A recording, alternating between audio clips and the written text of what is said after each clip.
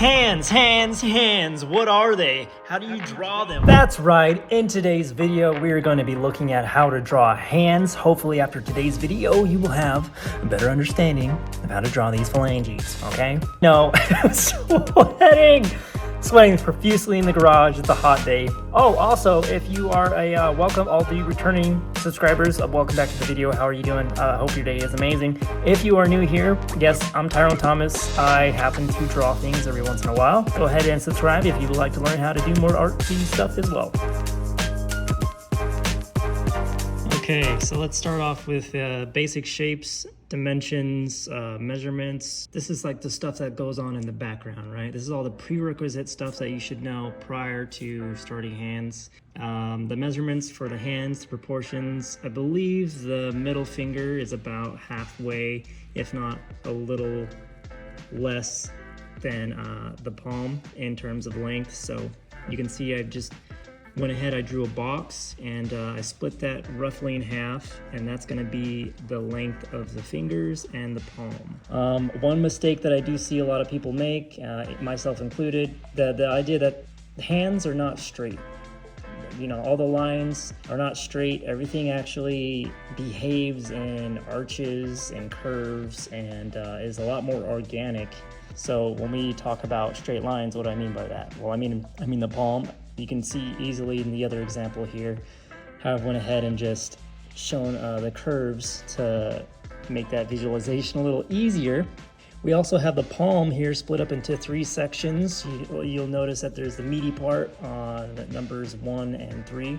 So just below the pinky, there's a meaty part on the palm, and then when we go over to the thumb, we also have another meaty part, and then just a little section there in the middle. The thumb, I go ahead and I'm gonna give that its own little wedge right off the box. So if you think in terms of simple shapes, everything is a box. The palm I got as a box, and then off to the side here, we got a nice little wedge. Now on that wedge, the knuckle starts off on the side and then we go up about, I want to say just below the first joint of the index finger is about where that thumb is. If it was parallel, if everything was closed up like this, as you see, that's what it's going to look like. Now coming back over to those arches, again, just this is very key to understand when drawing hands, is how the knuckles and the joints are on arches. So definitely keep that in mind, because that's going to be a lifesaver. That's a game changer for sure, especially when you got to draw hands from any kind of angle. Those are the dimensions. Moving on to the planes and the basic shapes. Everything about the hand can be broken down. Well, anything really in general is broken down into basic shapes. They can be cubes, cylinders, spheres, rectangular cubes. It seems very simplistic, and it is, but in practice and when you're actually doing it and you have to visualize these shapes in your mind, it can be daunting.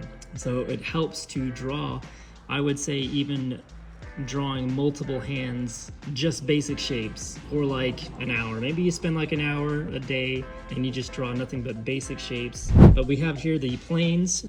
Note the arrows for the planes and where they are facing. You're going to go through and draw these rectangular shapes while keeping in mind the curves that I mentioned. Something that a lot of artists may forget is that you know, when you draw hands, the points of the fingers, they all go towards the palm. Nothing, like I said, is straight, right? So if these fingers were all bent, they're not going to be bent in a straight fashion. They're going to bend and curve, and they actually bend towards the palm. So I didn't draw it here, but the knuckles on the hands are also another thing. They could be all kinds of shapes though.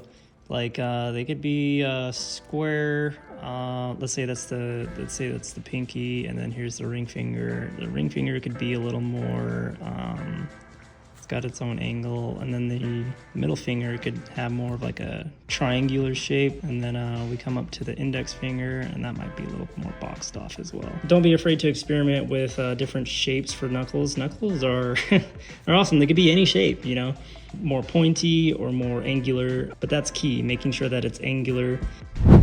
All right, so moving on, you've done a few of these, you got a few underneath your belt, you've done some of the simple hands, and you're ready to add on additional detail. And you put in the webbing and all those details with the lines and the palms and the knuckles, and everything's looking fantastic. Fingernails are never flat, they are always rounded. Some tips when you do draw, line quality is really important. The general rule is that anything that overlaps gets a thicker line. So when in these areas that you see that the fingers are overlapping, I usually go in there with an extra little bit of gusto just to darken those and bold those lines out. And then as the lines go out, they thin. It's easier to notice on this foreshortened finger. In these areas where there's a lot of overlapping, you can see that I just have a bunch of darkened lines right in there, and then it thins out and then gets dark again. So line quality is really important.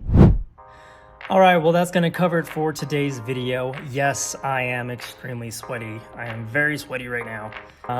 But let me know in the comments, what is something that you struggle with when you draw? Like, what is a body part that you have trouble grasping? If there's something that I didn't mention in the video and you'd like to know more about that, please leave it below in the comments. I will answer your questions. I do keep tabs on the comments. I read everything you guys say.